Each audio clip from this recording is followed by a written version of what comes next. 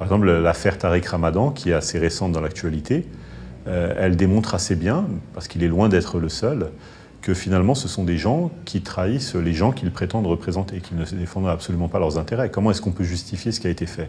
Au-delà des accusations de viol, justement, le fait de pouvoir de recourir, quand on se prétend dignitaire religieux, à des relations consenties voilà, dans le contexte qui ont été celles que vous connaissez, si vous voulez.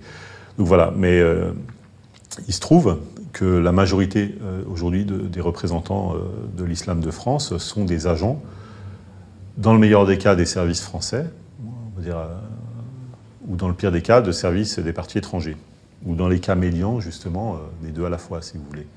Donc on a un certain nombre de services étrangers qui sont présents dans l'ingérence des services français, la CIA, le Mossad israélien, mais également les services des pays arabes, c'est-à-dire la Djed marocaine, la direction du renseignement et de la sécurité algérienne, la police turque, hein, le MIT, je crois. Bon, voilà, on a quand même tous ces services justement qui sont relativement actifs sur le territoire français. Moi, j'ai voulu justement envoyer un signal clair à la jeunesse des quartiers, aux personnes de confession musulmane, en disant attention. Voilà. Attention à ce que vous faites, attention aux orateurs, parce que les conseilleurs ne sont pas toujours les payeurs. Et aujourd'hui, votre vote, votre pouvoir d'achat sont des enjeux justement pour les territoires ou les États étrangers.